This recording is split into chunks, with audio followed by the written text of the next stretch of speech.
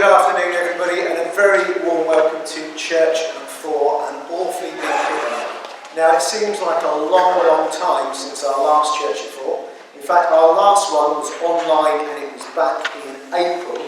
But if we want to go back to when was our last physical Church at 4, it was March 2020, and we were looking at Bartimaeus. So it's been a long time, I know, but it's great that we can have Church at 4 physically again. Now you will notice it is a bit different to the way we've done things before. Other people used to lead it in slightly different ways to me, so I thought, well, why shouldn't I benefit from leading it in a slightly different way for me as well? So we will see what happens. Now I hope lots of you did get the message to bring a pew picnic with you. Please resist from tucking into them too early. There is a point where we will all join together and have that, but we will do that a little later.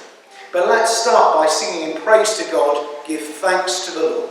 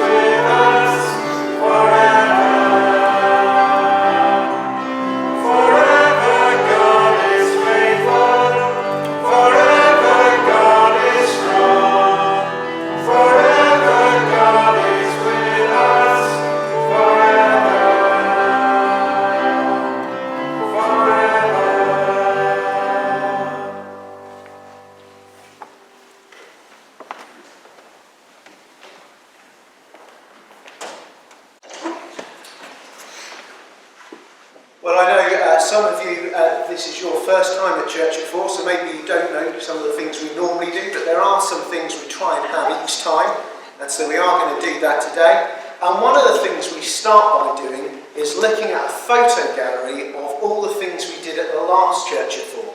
Now, I know it was a long time ago, but I've scrolled back over my emails and messages and WhatsApps and all sorts, and I have found pictures from our last Church at 4. You might have seen some of them on the way in. I'll put it at the back as well so you can have a look on the way back.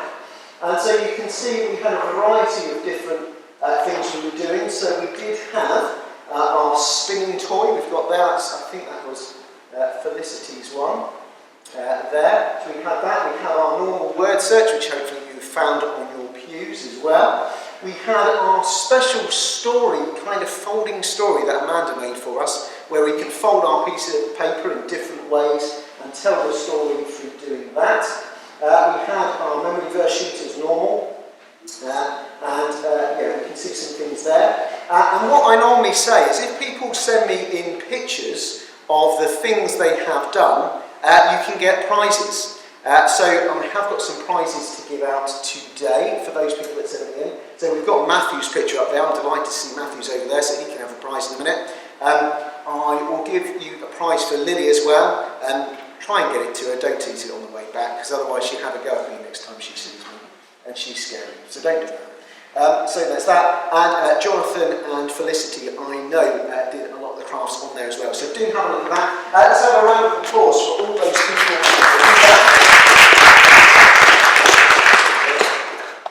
Now I've got a special prize, a new prize tin here, it's a bit, we've gone up, it's tin now, it's metal, so let's go over here, let's have a look. So Jonathan and Felicity, okay.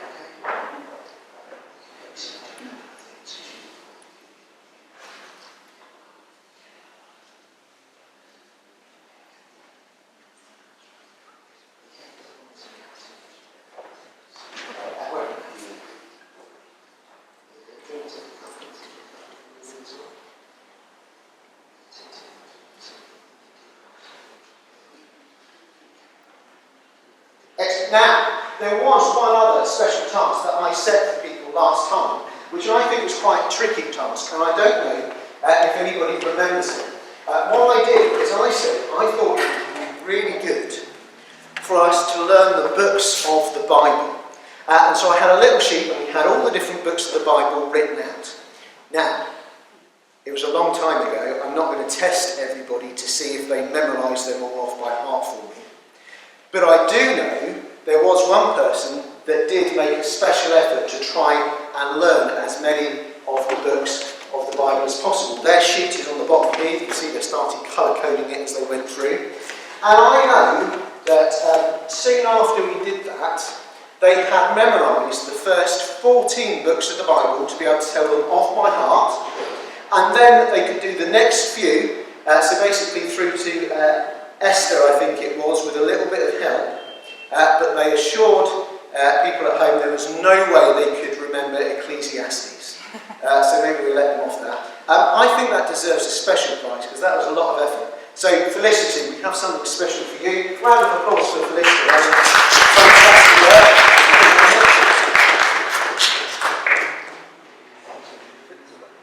Good. Okay, excellent. Come back. Paid by the mile.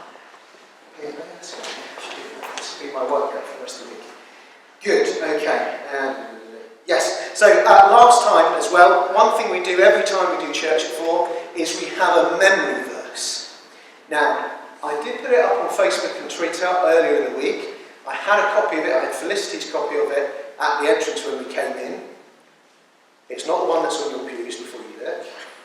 Does anyone remember our memory verse from last time? I feel I should ask in case, because there has been the opportunity to look and learn it over last week. But I'm guessing possibly not. Okay, let's see if we can work something out. Who can remember, and I've shown you some pictures already today, what was it we looked at in our last Church at 4? Can anybody remember? What was the subject or the story of our last Church at 4? I'll give you a clue.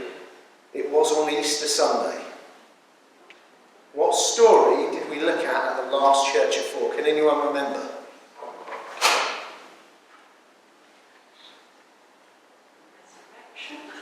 The resurrection is a good answer, Jane, but that was the year before, unfortunately. So, there's only really one of two stories we ever hear on Easter Day. What was the other one? Road to Emmaus. The Road to Emmaus. Excellent. And so there was a verse from that particular story that we learnt, and it was this. And beginning with Moses and all the prophets, he explained to them what was said in all the scriptures concerning himself. Luke 24:27. Because we remember in that story the traveller along the road who turned out to be Jesus told them about himself through all of Scripture. And that's why I set the challenge for us to try and learn the books of the Bible, because it's all Scripture tells us about Jesus. So, no prizes for anybody for giving us our memory verse this time, but there is a chance to get prizes if you can remember our memory verse next time. Now, I'm going to tell you, you're going to have 2 months to do this in. We're not going to have Church at 4 in December, we will have it in January. Some of you should have the memory verse on your sheets. I did put some copies of the colouring sheet there, so you can take it home, put it up in the fridge or wherever, colour it in and try and remember it. And it is this. After the people saw the sign Jesus performed, they began to say, "Surely this is the prophet who is to come into the world. John chapter 6 verse 14. Can we say that all together, please? After the people saw the sign Jesus performed, they began to say, surely this is the prophet who is to come into the world. John chapter 6 verse 14. So do take that home, colour it in, send me pictures of that, email them in on WhatsApp or put them over Facebook so you can get a prize for that. Try and remember it as well and tell it to us next time and we can do that. Geraldine, I'm feeling that you could have a lot of prizes coming your way next time if you take the challenge on. It's normally Jane, but I reckon we can see who remembers it best out of the two of you. But all of us can have an attempt at doing that. So that was last time's Church at 4. Moving forward, we're going to start today's, and I've called it, as I said, an awfully big picnic, and that's what we're going to be thinking about today. A story all about a picnic. Now, this story kind of starts with Jesus and his disciples. They'd spent a lot of time moving about, and they had been teaching people, and they had been doing, or Jesus had been healing people, and people had seen all these miracles. And so they were following Jesus. They wanted to see him because of the amazing things he did and the amazing things he said. But Jesus wanted to take some time out from that and go somewhere with his friends, the disciples, and just spend some time with them.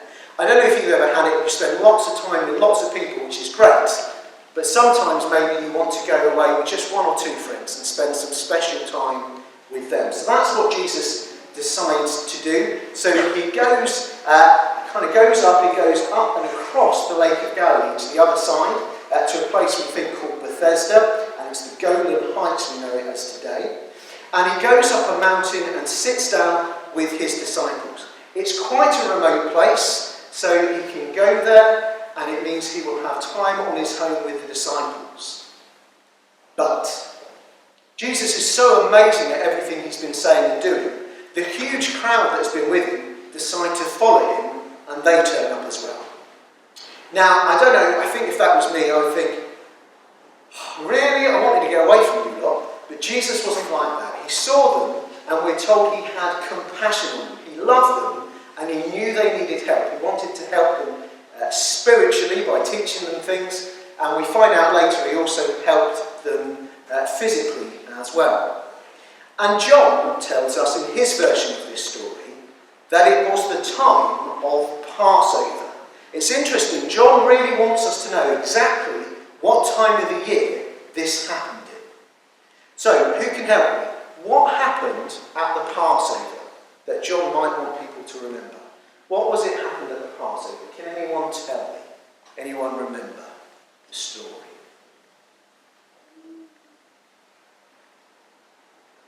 Come on, before I ask John. Give John. Anyone else? John, what happened at Passover? The children of Israel escaped from Egypt. Excellent. And what happened then? They packed up their stuff and headed to the Red Sea. Yeah, and then they went through and they wandered in the wilderness at exactly the times that we've been thinking about on our Sunday mornings recently, with Moses leading the people with God's help through the wilderness. So John wants us to have that in the back of our mind as we think about this story for some reason. We might discover what that is a little later on. Anyway, Jesus has been teaching them all day at this point. And these people had been following him and they'd had nothing to eat. Now sometimes on a Sunday, when Clive and I have been preaching, people are desperate to get out for a cup of coffee and a biscuit. They need that hell boost of energy after listening to the sermon. Imagine this. These are people that have been listening to Jesus all day with no food at all. They would have been really, really hungry. And I think the disciples probably were really hungry as well. Because they go up to Jesus and say, look, I think we should send these people away to go and get some food. I think they're thinking, actually I'm starving, I want some food, get rid of this lot so I can nosh it. But that's kind of, they say, oh, we should send them away to get some food. But Jesus says something really surprising that they weren't expecting. He turned to someone called Philip, who used to live in that area, and he said, where are we going to go and buy bread for these people to eat? And Philip was shocked. This was a remote area. It wasn't like a Tesco's or a Morrison's or a Waitrose or Sainsbury's down the road. I don't think there was either an Aldi or a Lidl. Now, I know it's hard to believe that there are some places on earth in history where there wasn't an Aldi or Lidl nearby, but I don't think there was. So Philip would have thought, hey, how am I supposed to go and get food for these people? But also, it was such a huge crowd, he didn't know how many there were at this point, but he thought, it's going to cost me an absolute bomb to go and find, to pay for this. And he says it's going to cost something like 200 denarii. Now, I've tried to work this out. So 200 denarii was about 6 months' wages. So I did some Googling, and in the UK today, if we work out what the average person's wage is and divide that by half, that means it was the equivalent of £12,985.50. Philip was going to have to cough up to go and buy this bread, an equivalent of that. That's astonishing, isn't it? And that's not even for a big meal. That is literally for a bite. He must have thought, what on earth is Jesus thinking? Well, really, Jesus had a plan. He knew exactly what he was going to do. He was just testing Philip to see what he would say. And I don't think Philip did particularly well, really. But we will think about what Jesus' plan was later. But first we're going to sing all about Jesus. You're the Word of God the Father.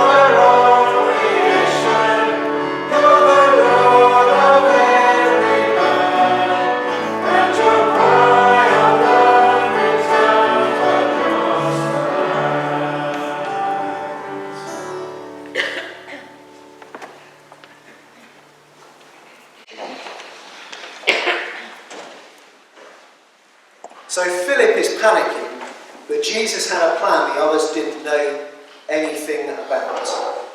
And Jesus tells them, well, go and find out what food there is amongst all these people that are here. So the disciples go out and have a look and try to see what they can find. And actually all they managed to find is one little boy's packed lunch. That's all there was out of everything they looked for. So Andrew, who was Peter's brother, goes up to Jesus and said, look, this is all we found. How is this going to feed all these people? So let's have a look at what he found and let's see. So I've done some baking again today. After the success of my harvest loaf, I thought I'd do some more. So here we go. We have 5 loaves of barley bread. Now I'll be honest, I couldn't find couldn't find pure barley flour anywhere in Alton, but this does have barley in it, alright? So 5 loaves, but I think that word loaf is probably a bit misleading. They were probably closer to what we would call rolls. Sometimes they were called cakes, but they were only small, so they were kind of this size probably, something like this. So 5 of these barley rolls, and barley bread was the kind of cheapest bread around. It was the bread of poor people. So it's interesting, isn't it? We think about people that follow Jesus around, and there must have been a mixture of all different types of people. And it made me think that I know some people that follow bands around the country, and they follow them wherever they go and see concert after concert after concert. And the way they can do that is they've got lots of money. They can afford to buy lots of tickets and go and see this person again and again and again. But from this we know not everybody that followed Jesus did have lots of money. Some of them were very poor people, but still decided to spend their days listening and watching him because he was so amazing. So they found these 5 kind of rolls of barley bread, and they found some other stuff as well. Now, I wanted to bring in what they found. What was the other thing they had? 2 fish. Fish. Now, I'm not going to point out who this was, but their daughter has already run a price today. They said, well, you're not going to bring in real fish, are you? It's going to stink. But I was determined to bring in real fish. So here we go. 2 small amounts of fish. I'll be honest, I'm not sure they had tin tuna at that time, but it gives us a good indication, probably, of what it was. I don't know about you, for a packed lunch, I don't think that looks too bad. I think that would fill me up quite a lot. I think there is a protective mother somewhere in this story we don't read about. She said, well, you're going to be out all day, you're going to get really hungry, let me just pack you a small lunch to keep you going over. But so they have this a fairly healthy, I think, size packed lunch. But it's not going to be good enough for all the people that were following Jesus. And we actually have a good idea of how many people that was, because Jesus got the disciples to get people to sit down in groups of 50 and 100. So I reckon they could count quite easily. So here's the $1 million question. How many people were there at this picnic? Can anyone tell me? Does anyone know this story? And tell me how many people were there. Matthew, go for it. 5,000. An excellent answer, well done. But if we read the Bible story, and I've put it in your service sheet so you can check this out, it's actually really specific what it says. It says 5,000 men. And the word they used for men did actually mean men, not people. So there were 5,000 men, but then there were also probably women, and we know there were children, because there's the little boy who Andrew has borrowed his packed lunch from. So they reckon if you work this out, there was probably actually somewhere between 10 and 20,000 people present at the feeding of what we say the 5,000. 10 and 20,000 people. That is an immense amount. Can you imagine how many people that is altogether? Well, I can help you because I did some research, and I can tell you the O2 Arena in London seats 20,000 people. So imagine all that amount of people that will fill that building going to see Jesus and hear him talk. That's how amazing he was to listen to, and the things he did that the people wanted to go and see them.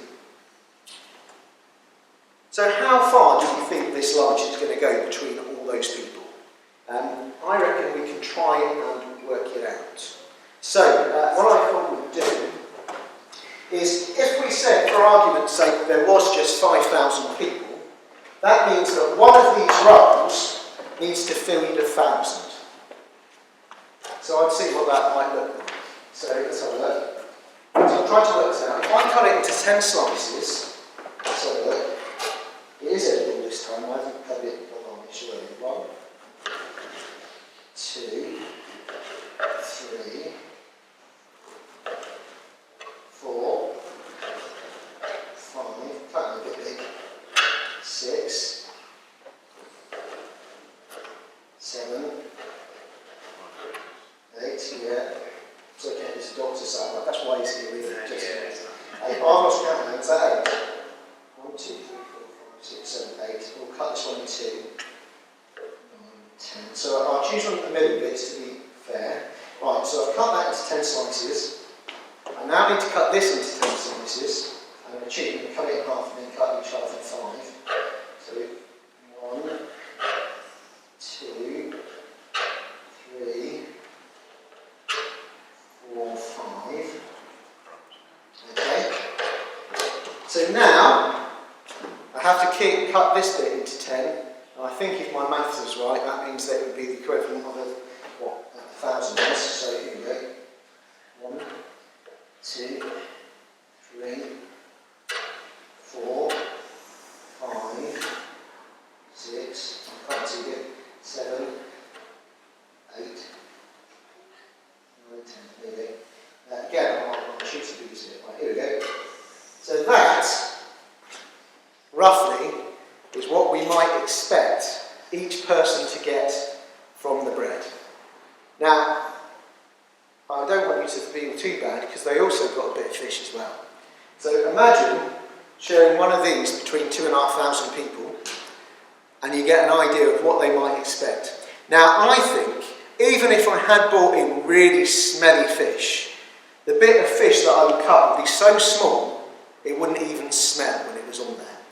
So this would be the equivalent of your lunch. Just in case you can't see it, I will try and kind of walk around so you can see it there. There we go.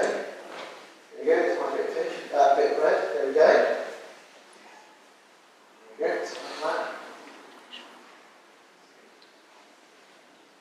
There we go. Now, I don't know about you, if I had been somewhere all day listening to someone and then they turned around and said, don't worry, we know you're hungry, I'm going to lay on tea for you, and I was given that, if I wasn't hungry before, I think I might well be at that point.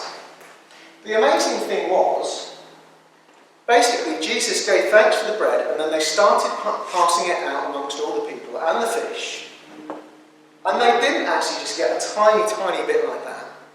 They had a lot more. In fact, we're told they had so much that they were left satisfied with it. I think that means that they were proper, satisfied and full. Now, this may come as a surprise from some of you. I can eat quite a lot. It would take quite a lot to make me feel full. For various reasons, occasionally I've had 2 main meals of an evening at different places, and that was fine, I could cope with that. So just imagine that people were full. And not only that, but Jesus then sends the disciples out with a basket each and says, go and pick up all the leftovers. They must have been thinking, what are you talking about, leftovers? But they each come back with a basket full. And I reckon if you work out about the size of baskets and what there is, and there's 12 of those, that must mean they came back with more food than they had in the first place. Isn't that amazing? All this stuff was distributed out and they ended up with more food than they had to begin with. And Jesus notices very conscious of not wanting to waste food because he says, we'll use it again. Make sure we don't waste it. And so that's it. Isn't that amazing how God provided and Jesus provided food for these people? Well, God provides for us in so many ways every day, whether it's food, whether it's our home, whether it's so many things. But we do particularly give thanks for the food he gives us, and I thought we'd celebrate that by having a picnic today. So hopefully you have your picnics with you. I have mine over here, and so we've got sausage rolls. I'm not sure I'm allowed to say we've got mince pies, because it does seem a little early for mince pies, but we've got them today. Hopefully people have got food with you. If you've got food with you, can you put your hands up? Let me know. What have you got? Oh, go on then, shout out. What kind of things have you got in our picnics? Sorry? What have you got? Yeah. Or have you come with something really posh? Ham rolls. Sorry, I thought you were going to say, I'll come with caviar. I'm trying to keep it quiet. Okay, so ham rolls, what else? Salmon sandwich. Salmon sandwich. Oh, well done. Big round of applause for Geraldine for being very good. Anybody else? What has other people got? What have you got, Jonathan?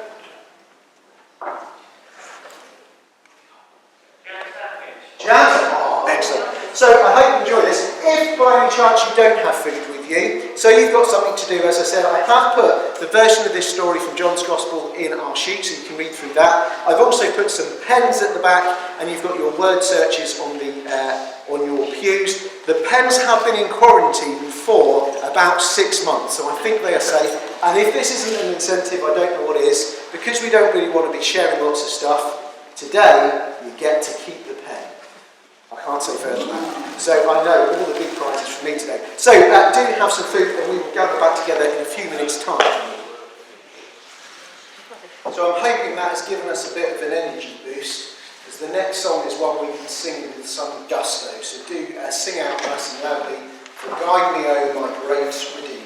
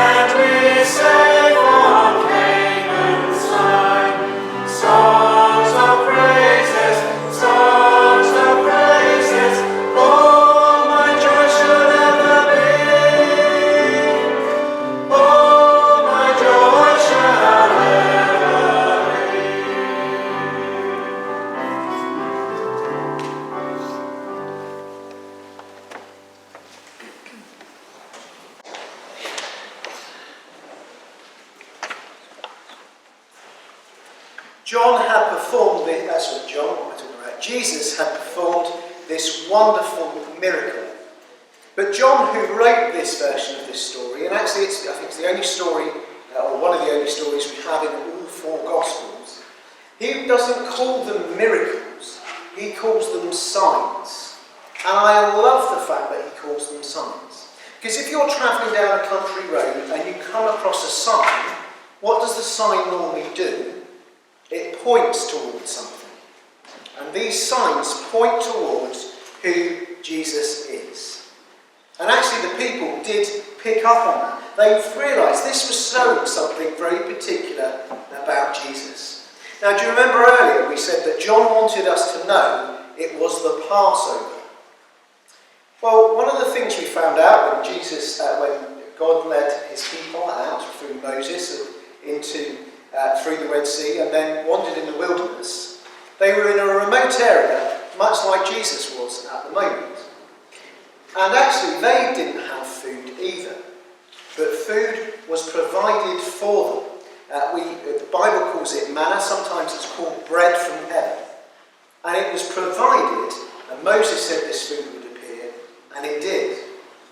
And people started making this connection. Here we are in this remote place, and we've just been fed miraculously with this bread from heaven.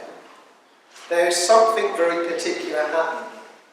And they remembered a promise that God had made through Moses in the Old Testament. Moses has said, "The Lord your God will raise up for you a prophet," that's someone who can speak the words of God, "like me from among you, from your fellow Israelites. You must listen to him." That was written in a book of the Bible called Deuteronomy, chapter 18, verse 50. So when they saw that Jesus had miraculously provided this bread for them, they thought, this must be the prophet that was promised to us that would come, the one like Moses. And they got very excited because they thought, this person is going to come as a king for us. Now, of course, we know that Jesus did come as king, but not the type of king they were expecting. They thought this king would come and they would overthrow the Romans, the people that were in charge at that time. But Jesus knew that wasn't what he came to do. So when people started making these connections, Jesus again left them and went somewhere quiet to be by himself. Later on, he did try and explain these things to them. He said it wasn't Moses that provided you this bread from heaven, but it was God the Father that sent down true bread from heaven. Now he had sent down a bread for all the world, one that gives the world life. And it won't go off like the bread that they had in the wilderness with Moses. This bread would last forever.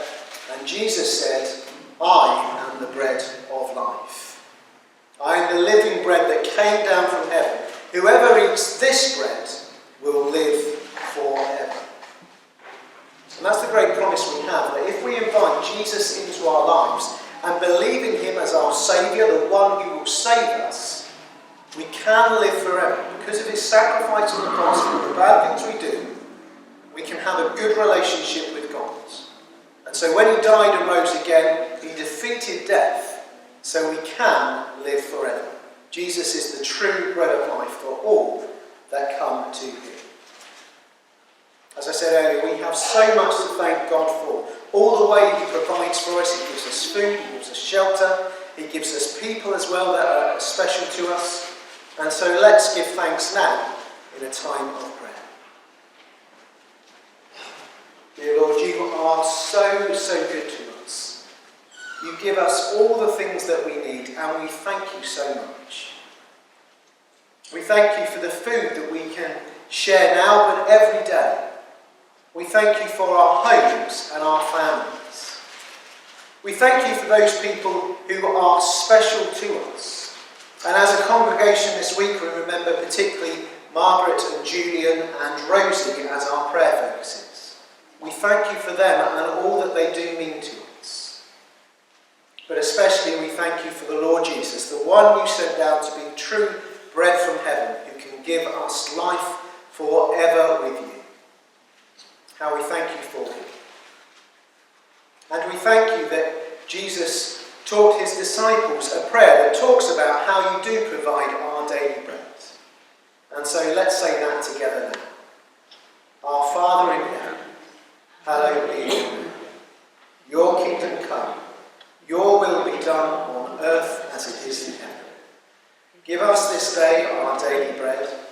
Forgive us our sins, as we forgive those who sin against us. And lead us not into temptation, but deliver us from the evil. For yours is the kingdom, the power, and the glory, forever and ever. Amen.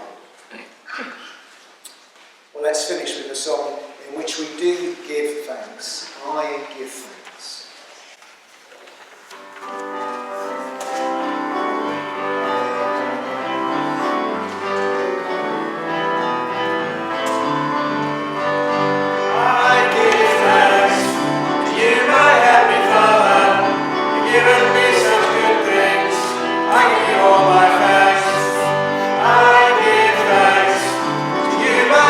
Father, you've given me such good things. I give you all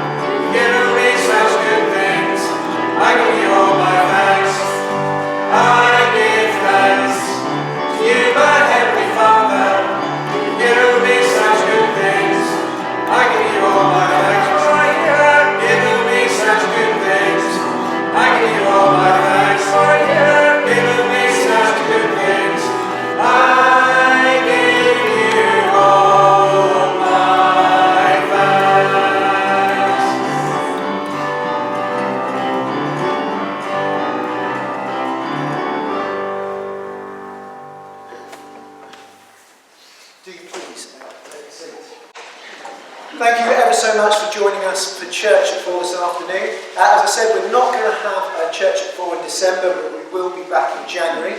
But I would like to let you know that in 2 weeks' time, so on Sunday the 5th of December, we are going to be having a Christmas family service. And hoping that the Treasure Seekers will come and join us for that as well. So it would be great if you would come and join with us. It would be great if you would join with us next week as well, but it would be great to remember the 5th. Next week, we are going to be meeting an hour later. So we are starting our service at 5 o'clock, not 4 o'clock. I know many of us are wanting to go to the food bank anniversary tea, so we're shifting the service back, so you should be able to go to that and make it to the service as well. So do please remember that.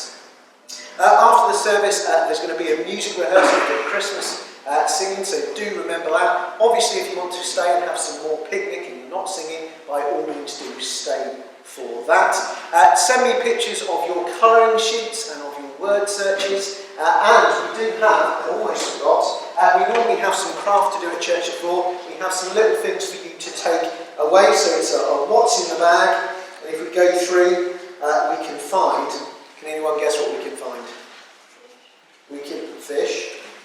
We can, and yeah, so we've got fish and loaves, there we go. So you can colour them and cut them out and get that together. If you would like one of those, do please see Amanda, she has them. She has different coloured bags, so if you want to have a different coloured bag to your brother or sister, we should be able to do that for you.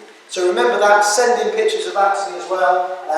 You can get prices for that, you can get prices if you remember the memory verse in January, so I'll try and make sure I put that up again to remind you of that. Do have a look at our picture gallery on the way out. It is cunningly positioned right by a book that someone's got on sale, so you have to have a look at the books when you have a look at that sign as well. I was made to do it, don't I? So thank you ever so much for joining for us. I hope you have a great week. Sing or eat or drink or craft, and we will see you again soon. Thank you very much.